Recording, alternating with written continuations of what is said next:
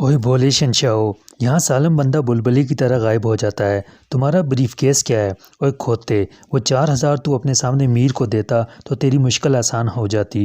तू आज रात तफ्तीश से बच जाता। वो फिर कहका मार कैसा, तो क्या वो अमानत खाने में महफूज नहीं रहेगा? मैंने अहमकों की तरह कहा। कैसा अमानत खाना? कहाँ का अमानत खाना? वो दोनों डैश के खसम आपस में बांट लेंगे। वो बोला, 700 हवलदार के, बाकी थानेदार के। तेरे पास क्या सबूत है प्यारे कि तू कोई ब्रीफ केस लाया था, और लाया था तो उसमें रकम भी थी? मेरे अंदेशे बहुत जल्द दुरुस्त साबित हो गए थे। क्या यहाँ रात को भी तफ्तीश होती है? मैंने डूबते दिल के साथ कहा। डकैती का मुलजिम फिर हंसा। कहाँ से आ रहा है तू पागल दे पुत्र? विलायत से? ओए, तफ्तीश रात को नहीं तो क्या दिन में होगी सबके सामने? उस घर के बारात दीदा ने गलत नहीं कहा था। हिशमत खां के जाने के बाद मीर 1 घंटे बैठा ज़ाब्ते की कार्रवाइयों में मसरूफ़ रहा। फिर उसने कहा कि वो गश्त पर जा रहा है और 1 घंटे बाद आएगा।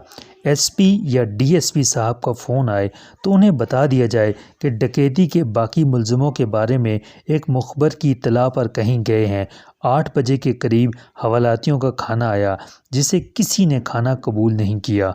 बेशतर लोगों ने घर से आए हुए खाने भी लौटा दिए जो उनके अजीज़ों ने रिश्वत देकर अंदर पहुंचाए थे। पकड़े जाने वालों के अजीज़ों कार मुसलसल आते जाते रहे और थाने के बाहर जमा रहे। 9:30 बजे मीर फिर नमूदार हुआ और उसने बहुत से अफराद को शर्फ़ बारियाबी बख्शा। डकैती के मुलज़िम ने मुझे मुतला किया कि यह आज रात तफ्तीश से बचाने के लिए मुज़ाकरात हो रहे हैं। 10 बजे के करीब मैंने एक शख्स को अंदर जाते देखा जिसने अपना चेहरा दूसरी जानिब कर लिया था, मगर वो बरामदे का जीना चढ़ रहा था तो मुझे ऊपर लगे हुए बल्ब की जर्द रोशनी में एक लम्हे के लिए उसकी सूरत दिखाई दी थी। न जाने क्यों मुझे ऐसा लगा जैसे मैंने उसको पहले भी कहीं देखा है। मैंने जहन पर बहुत ज़ोर दिया मगर मुझे कुछ याद ना आया। जब 10 मिनट बाद वो चिक उठा के बाहर निकला तो मैंने उसकी सूरत फिर गौर से देखी। वो फिर चेहरा छुपा के तेज़ी से बरामदा अबूर कर गया था, मगर अब मैंने उसे शनाख्त कर लिया। ये वही टैक्सी ड्राइवर था जो मुझे एयरपोर्ट से चिरागदीन की कोठी तक ले गया था और फिर मीर शराफत अली की कोठी के बाहर नज़र आया था तो मैंने उसे इत्तफाक समझा था। यकलख्त मेरी आंखों पर से वो पर्दा हट गया जो मफरूज़ात और हक़ाइक़ के दरमियान हाइल था। संतरी, रोको उस शख्स को! मैंने हवालात की सलाहों को थाम कर चिल्लाते हुए कहा। 303 की राइफ़ल को लाठी की तरह थाम कर खड़ा हुआ संतरी अपनी जगह से नहीं हिला। हवालात में मौजूद बहुत से लोगों ने दीवानगी के इस मुजाहरे पर सहम कर मुझे देखा। मुहर्रर साहब, मैं फिर चिल्लाया, ये शख्स कौन था जो अभी अभी निकला है? हवलदार! मीर शेर की तरह कमरे से दौड़ा। ये कौन कुत्ता भौंक रहा है? फिर वो चिक उठा के बाहर निकला और सीधा मेरी तरफ आया। कुछ पूछे बगैर उसने बाहर से ही मेरे मुंह पर एक मुक्का रसीद किया। मैं अपना तवाज़ुन कायम न रख सका। जब मैं उठा तो मेरी नाक से बहने वाला खून कतरा कतरा मेरी कमीज़ पर टपक रहा था। ये किस गुस्ताही की सज़ा है? मैंने खून को हाथ से साफ़ किया। मैंने तो यही पूछा था कि जो शख्स अभी अभी आपके पास से उठ कर गया है वो कौन था? क्यों पूछा था? कौन है तू, मेरा बाप या अफसर? मीर ने हस्बे ज़रूरत दरमियान में गालियों का इजाफ़ा करते हुए गरज कर कहा। उस शख्स का मेरे मुकदमे से बराह रास्त ताल्लुक़ है। मैंने कहा, मुझ पर कत्ल का इल्ज़ाम है और मुझे शुबा है कि असल कातिल ये है। मीर ने मुझे 1 दर्जन खौफनाक गालियाँ दी। तू समझता क्या है ख़ुद को? तफ्तीशी अफसर है तू या मुलजिम? तेरे कहने से मैं थाने में आने वाले हर मुअज़्ज़ज़ शरीफ आदमी को पकड़ के बंद कर दूँ? तेरा क्या है? तू डीएसपी साहब को कह देगा कि ये असल कातिल है। क्या ये शख्स डीएसपी था? मैंने कहा। डकैती के मुलजिम ने मेरा हाथ दबा के मुझे खामोश होने का सिग्नल दिया। कौन शख्स? वो धाड़ा। यहाँ तो मैं 50 आदमियों से मिल चुका हूँ और 50 अभी बाहर खड़े हैं। ये जो भारी बदन वाला, घुंघराले बालों और तलवार मारका मूँछों वाला अभी अभी निकला था, जिसने एक कान में मुंदरी पहन रखी थी, काली लाल धारियों वाली कमीज़ और शलवार। मैंने बज़ेद रहते हुए कहा और ख़तरे के सिग्नल नंबर 2 को भी नज़रअंदाज कर दिया। क्या नाम था इसका? मैं इसे जानता हूँ। ये टैक्सी ड्राइवर है और इसकी टैक्सी का नंबर है 4343 LE। मेरे सर पर कोई चीज़ तोप के गोली की तरह लगी। मीर ने करीब से गुजरने वाले एक कांस्टेबल से लकड़ी का डंडा लेकर इतनी फुर्ती से खींच मारा था कि मुझे हैरान होने की फुर्सत भी न मिली।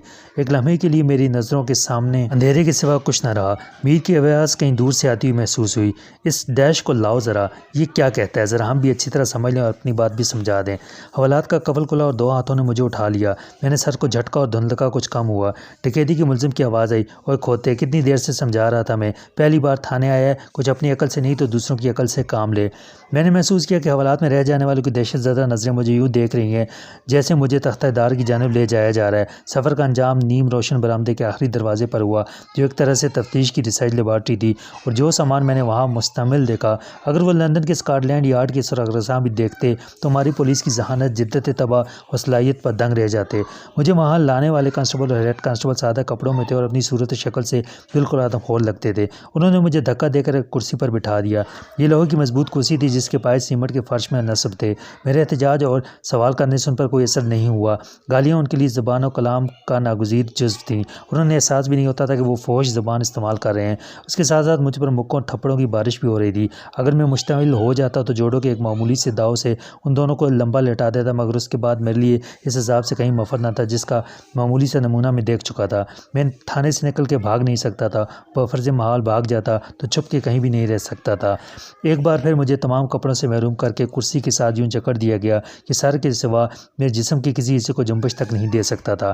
پہلی بار مجھے احساس ہوا کہ سریعام بے لباس ہوتے ہی آدمی خود اپنی نظروں میں کتنا بے ابرو ہو جاتا ہے، کتنا گر جاتا ہے، اور عزت نفس نہ رہے تو خود اعتمادی بھی نہیں رہتی۔ بے عزت کر کے نگاہ کر دینے کا یہ نفسیاتی حربہ کسی بھی شریف آدمی کی ذہنی قوت مزاحمت کو شکست دے سکتا ہے۔ بات صرف جگہ کی یا رویے کی ہے، ورنہ کسی ڈاکٹر کے سامنے میڈیکل چیک اپ کے لیے کپڑے اتارنے والا میرے جیسا شخص اپنے صحت مند جسم پر کسی احساس ندامت میں نہیں، احساس تفاخر میں مبتلا ہو جاتا ہے۔ کمرے میں 2 کرسیاں اور بھی تھیں جو ایک چھوٹی سی میز کے ساتھ لگی ہوئی تھیں۔ بس میں بینچ ٹائپ لمبی سی میز تھی اور اس کے پائے بھی فرش میں پیوست تھے۔ ایک کونے میں خون آلودہ رسیاں اور زنجیریں پڑی تھیں۔ وہیں 1 گز لمبے دستے والا ایک چمچہ بھی کھڑا تھا۔ چمچے کی جگہ اس کے آخری حصے میں لوہے کا گول پیالہ تھا۔ اس کے علاوہ لکڑی کے چھوٹے بڑے، پتلے اور موٹے، لچکدار اور چکنے ہر قسم کے ڈنڈے رکھے تھے۔ دوسری جانب مجھے لوہے کی 4 بالٹیاں بھی معلق نظر آئیں جن کے سرخ پینٹ پر سفید رنگ سے فائل لکھا ہوا تھا، مگر ان میں سے کسی میں ریت نہ تھی اور پانی نہ تھا کہ ان کو آگ بجھانے کے لیے استعمال کیا جا سکتا۔ یہ سب سامان تفتیش تھا جس کا تھانے کے باہر سڑک پر گزرنے والا آدمی تصور بھی نہیں کر سکتا۔ مجھے فرش اور دیواروں پر مختلف قسم کے داغ نظر آئے جو اس نیم روشن کمرے کے عصب زدہ ماحول میں مجھے لہو کے داغ لگے، ان سب کا لہو جو یہاں تفتیش کے لیے لائے اور لے جائے گئے، مردہ یا نہیں مردہ، اسٹریچر پر یا مرے ہوئے کتے کی طرح ٹانگ سے گھسیٹ کر۔ مجھے دیواروں کے وجود میں انگنت چیخوں اور کراہوں کے خونی ٹکڑے دفن نظر آئے۔ اسی وقت میر اندر آیا، اس نے دروازے کو اندر سے بند کر کے چٹکنی لگا دی۔ میں اب ذہنی طور پر تشدد کا مقابلہ کرنے کے لیے تیار تھا، کیونکہ میں جانتا تھا کہ زیادہ سے زیادہ 2 گھنٹے بعد محسن آ جائے گا۔ اس کے باپ نے اب تک یقیناً کسی نہ کسی کو فون کر دیا ہوگا، ورنہ محسن خود کسی کے نام رکا لے کر آئے گا۔ صبح وکیل آ جائے گا اور لاقانونیت کا یہ سلسلہ میرے لیے تمام ہو جائے گا، دوسروں کے لیے چلتا رہے گا۔ میر صاحب، میں نے کہا، صبح تک آپ کو معلوم ہو جائے گا۔ ابھی میرا جملہ بھی مکمل نہیں ہوا تھا کہ اس کا ہاتھ میرے منہ پر پڑا۔ میرا سر جھٹکے سے کرسی کی پشت پر لگا اور کمرہ میرے سامنے ڈولنے لگا۔ ہاں بھائی، کیا پتہ چل جائے گا؟ وہ بولا۔ اس نے زمین پر سے ایک ڈنڈا اٹھایا اور اپنے دونوں مددگاروں کو اشارہ کیا جو اس کی خاموش زبان کا مفہوم سمجھتے تھے۔ ان میں سے ایک نے دونوں ہاتھوں سے میری ناک اور ٹھوڑی کو کھینچ کر میرا منہ کھولا۔ میر نے وہ ڈنڈا میرے حلق میں ٹھونس دیا۔ ہاں بول استاد، کیا معلوم ہوگا؟ صبح تو بہت دور ہے، ابھی بتا دے۔ وہ ڈنڈے پر دباؤ بڑھاتا گیا۔ ڈنڈا اب میرے حلق میں پھنس گیا تھا اور اذیت سے میرا جسم اینٹ رہا تھا۔ ڈنڈے کا سرا گول اور چکنا تھا، چنانچہ میرے حلق میں کہیں زخم نہیں آیا تھا، مگر مجھے یوں لگتا تھا جیسے میرے معدے سے ہر چیز حلق کے راستے باہر آ جائے گی۔ 1 منٹ بعد اس نے ڈنڈا واپس کھینچا تو میں نے گہرا سانس لیا اور بے سدھ ہو گیا۔ تھک کر میرا جسم پسینے میں ڈوب گیا تھا، جیسے میں نے چلچلاتی دھوپ میں پہاڑ کی چوٹی تک سفر کیا ہے۔ میر محمد، میں نے کہا، تمہیں کتنا پیسہ چاہیے؟ بولو۔ اس آدمی کا نام بتانے کی قیمت کیا ہے؟ وہ ٹیکسی ڈرائیور۔ میں ایسے کسی آدمی کو نہیں جانتا، وہ چیخ کر بولا۔ کون ٹیکسی ڈرائیور؟ آج کوئی مندری والا، کوئی لال کالی دھاری دار قمیض والا مجھ سے ملنے نہیں آیا۔ اس نے میرے منہ پر تھوک دیا۔ تم جان بوجھ کے اس کی پشت پناہی کر رہے ہو۔ میں نے کہا، جتنا پیسہ اس نے دیا میں اس سے دگنا دوں گا۔ اس کے بعد میرے ساتھ وہ ہوا جس کا ذکر ہی ذلت آمیز ہے۔ غصے اور صدمے سے میرا دماغ معاف ہو گیا۔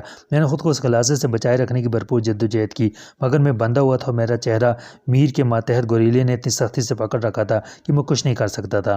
میں بھول گیا تھا کہ میں لندن میں انجینئرنگ کی اعلیٰ تعلیم حاصل کرنے والا، فوجیہ کا ہونے والا شوہر، میر وزیر اینڈ کمپنی کا ہونے والا مالک ہوں۔ میں حیوانیت کی نچلی سطح سے بھی نیچے ہو گیا۔ جب یہ سزا تمام ہوئی تو الٹیاں کرنے سے میرا سارا جسم غلاظت سے لتھڑ چکا تھا اور میرے جسم کی توانائی اس حد تک زائل ہو چکی تھی کہ میرے لیے سر کو سیدھا رکھنا دشوار تھا۔ ہاں بھائی، کس کا پوچھ رہا تھا تو؟ میر نے اطمینان سے سگریٹ جلائی اور جلتی ہوئی تیلی کو میری ٹانگوں کے درمیان لے آیا۔ میرے نتنوں میں بال جلنے کی بو آئی۔ وہ میں اسے بس پہچانتا ہوں میر صاحب، میں نے بمشکل کہا۔ میر شرافت علی کو کیوں قتل کیا تھا تو نے؟ وہ سگریٹ کا کش لے کر بولا۔ کیا دشمنی تھی تیری؟ اور کون تھا تیرا ساتھی؟ کوئی نہیں، وہ میرے باپ کا قاتل تھا، بلیک میلر تھا، مگر میں نے اسے نہیں مارا، میں نے ہانپتے ہوئے کہا۔ لوہے کی ایک بالٹی میرے سر پر آ گئی۔ میں نے کسی پاگل کتے کی طرح رونا شروع کر دیا۔ میں جانتا تھا کہ اب کیا ہوگا اور اس بے بسی کے عالم میں گالیاں اور دھمکیاں دینے کے سوا میں کیا کر سکتا تھا، لیکن اس مرتبہ کسی نے بالٹی کو نہیں کوٹا اور میں پہلی ضرب کے انتظار میں ہی رہا، مگر چند منٹ کا انتظار ایک گھڑی کا اندوہناک عذاب بن گیا۔ پھر مجھے ایک عجیب سی بو آئی، بالٹی کے کنارے میرے کندھوں تک آ گئے تھے، چنانچہ میں اس کنگ سائز فولادی ٹوپی کے اندر سر کو ادھر ادھر گھمانے کے باوجود نہیں دیکھ سکتا تھا کہ کیا ہو رہا ہے اور مجھ پر کیا تازہ ستم ٹوٹنے والا ہے۔ پھر وہ ایک لمبے دستے والا چمچہ این بالٹی کی این نیچے آ گیا جس میں سے وہ گاڑھا دھواں اٹھ رہا تھا۔ یہ دھواں سیدھا اوپر اٹھا اور بالٹی میں بھرنے لگا۔ کڑچھے کے دیکھتے ہوئے انگاروں کی حدت میرے چہرے تک پہنچ رہی تھی اور میں سرخ انگاروں کی چمک کو دیکھ بھی رہا تھا، لیکن سر کو ادھر ادھر ہلا کے دھوئیں سے بچنا محال تھا۔ بالٹی میں دھواں ہی دھواں ہو گیا تو تازہ ہوا کی جدوجہد میں میرا سینہ دھونکنے کی طرح چلنے لگا، میرا جسم دم گھٹنے سے ہٹنے لگا اور میں سر کو اس قاتل دھوئیں سے بچانے کے لیے سر پٹکنے لگا جیسے مجھ پر حال طاری ہو، لیکن اس طرح اپنے سر کو بالٹی کے اندر بجانے سے مجھے کوئی فائدہ نہیں ہوا۔ مجھ پر بے ہوشی طاری ہونے لگی یا شاید میری زندگی کا چراغ گل ہونے لگا۔ اس نزع کے عالم میں ایک آواز مسلسل مجھ سے سوال کر رہی تھی کہ میں نے میر شرافت علی کو کیوں قتل کیا۔ چند منٹ بعد مجھے ہوش آیا تو وہ بدبودار دھواں ختم ہو چکا تھا، مگر بالٹی اسی طرح میرے سر پر سوار تھی۔ وہ بدبو میرے حواس پر چھا گئی تھی اور میرے دماغ میں اس طرح بس گئی تھی کہ مجھے متلی سی محسوس ہوتی تھی، لیکن میرے پیٹ میں جو کچھ تھا وہ پہلے ہی نکل چکا تھا۔ اب میرا حلق خشک ہو رہا تھا اور میں اوک اوک کر کے اکائیاں کر رہا تھا۔ میر صاحب، میں نے بالٹی کے اندر گنگنا کر کہا، قسم خدا کی، اس کے رسول کی اور اس کی کتاب کی، اگر آپ مسلمان ہیں تو یقین کیجئے میں نے میر شرافت علی کو قتل نہیں کیا۔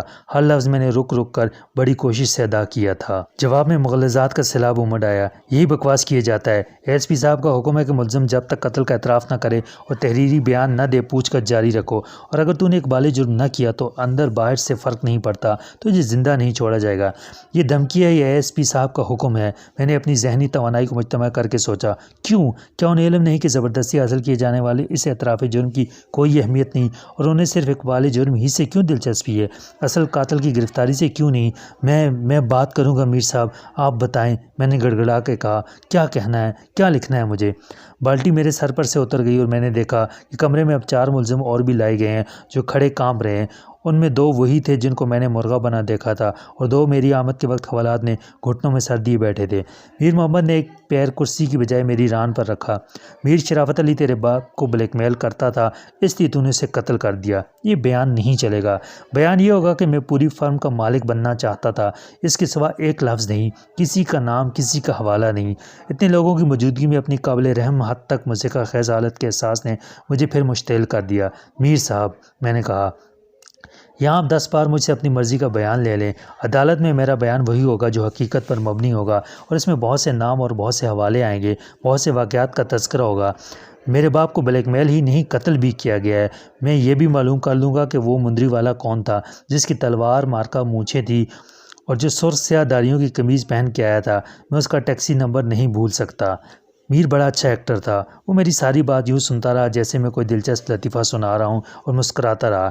پھر اس نے اچانک سر کے بال پکڑ کے مجھے جھٹکے دینے شروع کیے اور میرے سر کو کرسی کی پشت سے ٹکرانے لگا۔ اس کے دوسرے ہاتھ نے میرے جسم کے حصوں کو شکنجے کی طرح جکڑ کے مروڑنا شروع کیا۔ میں بری طرح بلبلایا، لیکن اس نے اپنا عمل جاری رکھا۔ مجھے یوں لگتا تھا کہ میرے سر کے بال ٹوٹ کر اس کے ہاتھ میں آ جائیں گے اور میں ہمیشہ کے لیے ناکارہ ہو جاؤں گا۔ وہ اپنے کام کا ماہر تھا اور جانتا تھا کہ آدمی کی قوت برداشت کہاں تک ساتھ دیتی ہے۔ میں بری طرح چیخنے اور اچھلنے لگا تو کسی تیسرے ہاتھ نے میرے حلق سے نکلنے والی آوازوں کو روکنے کے لیے میرے منہ میں کوئی چیز ٹھونس دی۔ میں نے دیکھا تھا وہ گوبر سے بنے ہوئے خشک اپلے تھے جو تھانے میں حقہ گرم کرنے کے علاوہ اس دوسرے کام کے لیے بھی جمع رہتے تھے۔ خشک گوبر میرے حلق سے سانس کی نالی میں بھی اتر گیا اور میں سانس لینے کی جدوجہد میں بری طرح کھانسنے چیخنے لگا۔ پھر وہ عذاب ایک دم تمام ہو گیا۔ جب میں نے پھر آنکھیں کھول کے دیکھا تو مجھے یوں لگا جیسے میں جہنم میں جنت کا خواب دیکھ رہا ہوں۔ صحرا میں پیاس سے دم توڑنے والے کو بھی تو پانی نظر آتا ہے، جبکہ اس کی حد نگاہ میں جلستی ریت کے سوا کچھ نہیں ہوتا۔ میں نے آنکھیں پھر بند کر لیں اور دوبارہ کھولیں تو منظر وہی تھا۔ میں اس کمرہ تفتیش میں لکڑی کی بینچ پر الٹا پڑا تھا اور میر محمد کے دونوں معاون پانی کی بالٹی سے لوٹا بھر بھر کے مجھ پر ڈال رہے تھے۔ یہ نیم گرم پانی تھا جو میرے درد سے ٹوٹے بدن کو بڑی راحت دے رہا تھا، اور میرے بندھے ہوئے جسم کے وہ اعضاء جو کرب میں زور لگانے سے پکے ہوئے پھوڑے کی طرح دکھتے تھے اس غسل صحت سے شفا پا رہے تھے۔ بڑی پھرتی سے انہوں نے میرے جسم سے ساری غلاظت دھو ڈالی۔ پھر ایک نے کسی زیر تفتیش ملزم کے کپڑوں سے رگڑ کے میرے بدن کو خشک کیا۔ میں نے ان کے کام میں کسی قسم کی مداخلت یا مزاحمت نہیں کی۔ میرا ناک، منہ، چہرہ سب صاف صاف ہو گئے تھے، لیکن میرے احساس میں ہر بدبو اور تمام غلاظت بدستور موجود تھی۔ میں خود کو آدمی کے بجائے گٹر کے گندے پانی کا کیڑا سمجھ رہا تھا اور قطعی بے حسی کے ساتھ اس انسانی سوز منظر کو دیکھ رہا تھا جو میرے روبرو تھا۔ آہنی کرسی پر اب میری جگہ دوسرا شخص بیٹھا تھا اور جو کچھ میرے ساتھ ہو چکا تھا وہ اس کے ساتھ ہو رہا تھا۔